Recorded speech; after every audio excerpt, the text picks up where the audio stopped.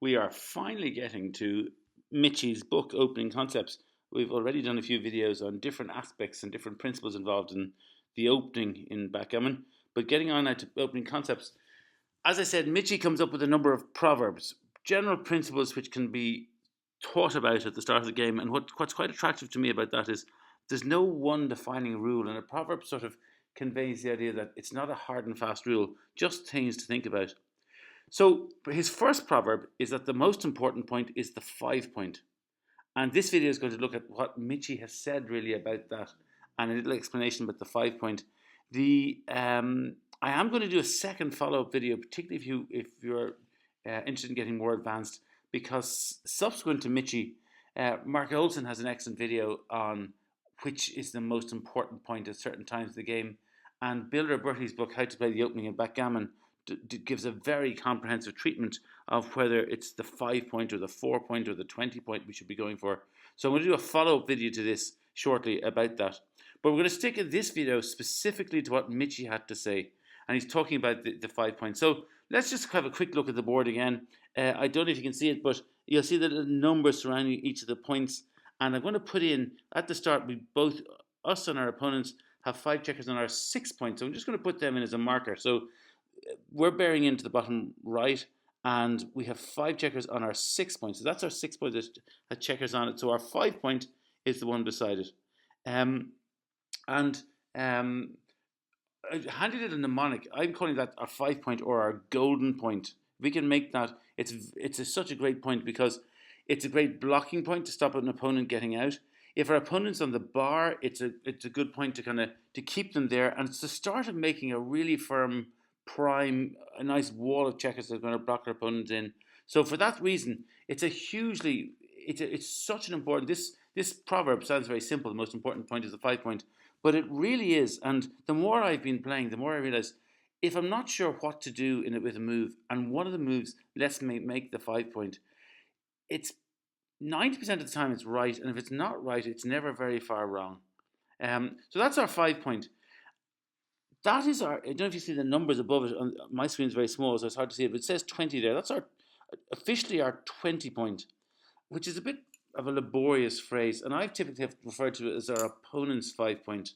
Paul McGreal called it the golden point because it's the best anchor. We've talked about having an advanced anchor, so we've got a point that our opponent can't land on, can't hit us, and it's nice and advanced. It's very far forward.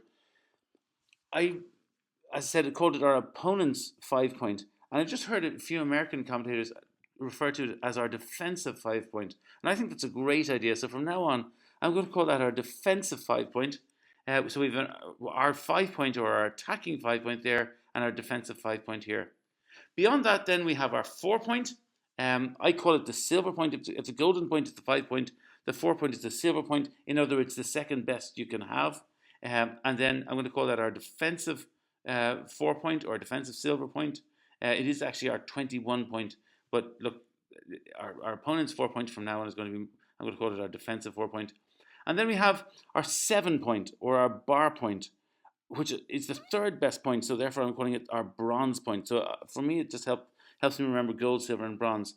And it's a good point to have. You know, if you're in the Olympics and you get a chance of winning a medal, you're probably delighted to win a medal. So it's not the first or the second place, but still you've got a medal placing bronze point there. As I said, called the bar point, and that's our bar point, and our opponent's bar point, I'm going to call it our defensive bar point sometimes from now on. You might hear me refer to that. And there is a sort of an order of importance. So we start with our attacking 5 point. It's marginally better than a defensive 5 point. Is marginally better than our attacking 4 point, which is marginally better than our defensive 4 point.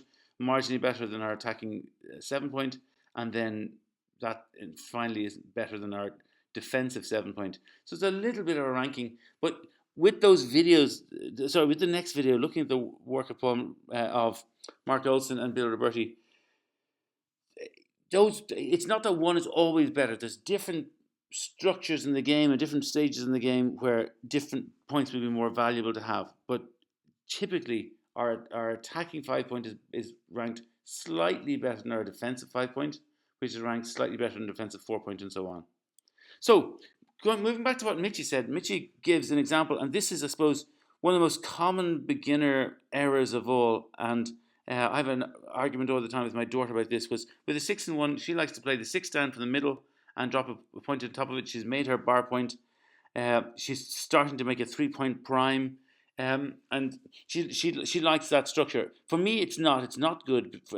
If you look at it, those 5 checkers on our 6-point, unless we roll doubles, we're going to find it very hard to break that structure. It's an inflexible structure. It is good.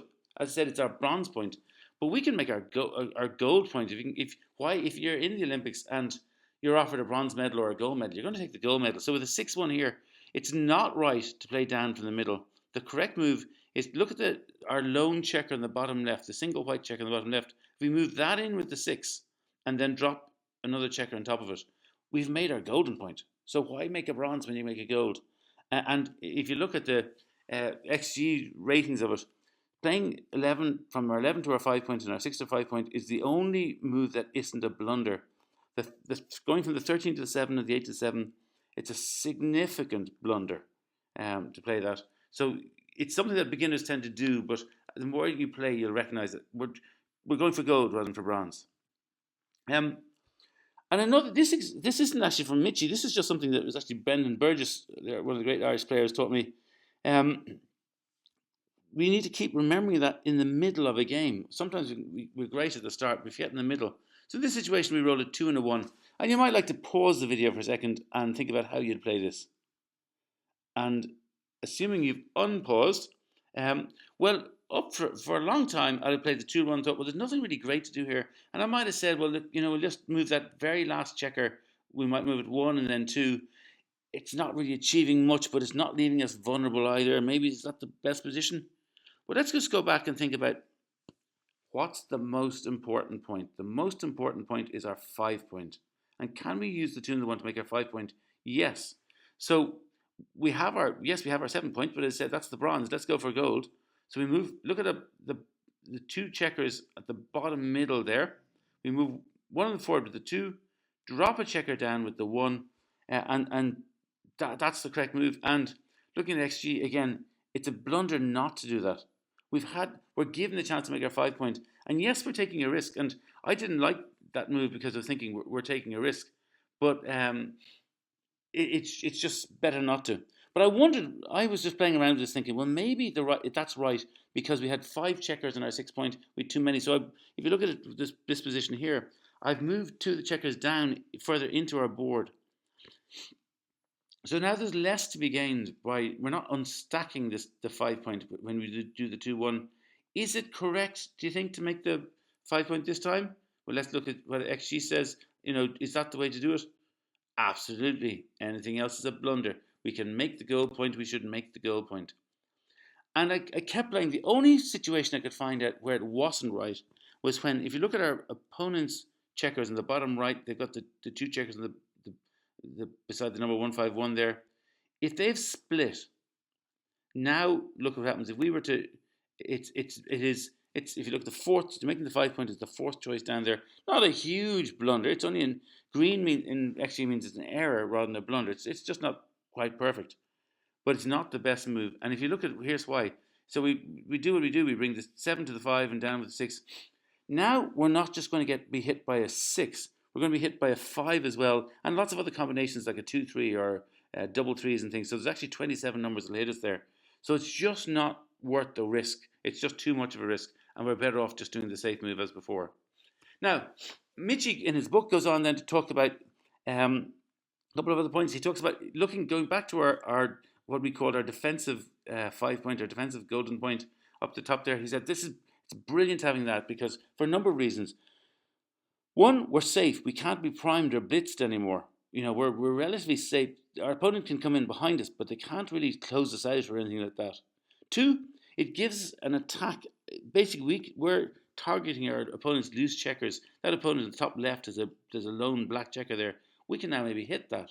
And 3, if we're ahead in the race, which we are in this situation, if we roll big doubles, and big doubles come along every so often, well, then we can just use that as a launch pad to come out with the big doubles and race for home. So that's why he talks about the golden anchor being quite so significant.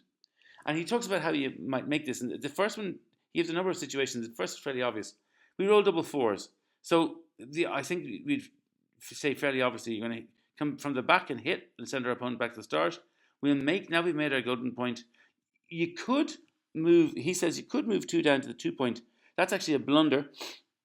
And it's a blunder, and so just a principle worth mentioning. We only have 15 checkers, so if we start wasting our checkers, you don't want to move your checkers too far forward too early. So moving them too far forward is a mistake. Instead, we're just simply coming down with 2 more from the middle, and now we've got 10 checkers attacking into our opponent's home board, into our home board. We're strong and safe, and that's a better use of the checkers. But he then talks about the example of rolling a 2-2 instead. Well, look at the 2-2s. We can look at the back. We can roll a 2 and then another 2. We put our opponent in the bar, and you would be forgiven for thinking, well, 2 more 2s. We've made our golden anchor. Great move. But there's a situation where we're better off not making our golden anchor, and I'll show you why. Yes, we should definitely hit. We know that hit in the early game if you can as well. But typically, Michy says 90% of the time. I have to say, I'd say it's close to 99% of the time. If you roll double 2s in the opening, it's so important to unstack on our 6 point. We've got 5 checkers there down at the bottom. There, we want to get unstack that. So we use the double 2s to bring 2 down and make our 4 point, our silver point. It's a really good point to have, and we're making it 4 times more likely that our opponent will have a dancing number. In other words, that they'll instead of just rolling a 6, they can roll double 6s, double 4s, or a 4 and a 6, or a 6 and a 4. So it's 4 times more likely than to stay in the bar with that one. And finally, Michy shows just another example where we might not go for the golden point. It's where we've rolled double 4s. You could chunk. I'm rolling these in kind of 2s. Bring 2 of them forward from the back, and then 2 of them down to the middle. That's not bad. It's a nice situation to have. But we're look at it. Our opponent's single black checker on our 5 point. So they've moved their back checkers. They've had a 4, and they're on our 5 point. The black checker on the number 5 there. That's our golden point, and we're letting our opponent have it. And we don't need to, because instead, if we just go back to the start, rather than moving our back checkers forward, we're just better off moving 2 down from the middle, and then 2 on in. This way, we've won the 5 point. Our golden point, their golden anchor, is ours. They're on the bar, and we're in a stronger position. So that's it for this section. Some of these proverbs are going to be quite short. As I said, in this instance, I'm going to do a second video with what Bill Roberti in particular had to say about the relative importance of the 5 point versus the 20 point, and the 5 point versus the 4 point, which I'm finding very helpful. I'm just kind of studying my way through that now. And I said then Mark Olson has done a video quiz about the same thing, and I think it'll just add to the understanding of the 5 point. So for beginners, the big thing to just learn is the 5 point is the most important point, and usually if you can make the 5 point, it's either 100% right or certainly never very far wrong. But for people who are kind of slightly more advanced in the game, I said I think that the Bill Roberti work is quite good about our priorities, whether we're aiming for the 5. There's different game situations where we'll do differently, and so that's why the second video is going to come up shortly.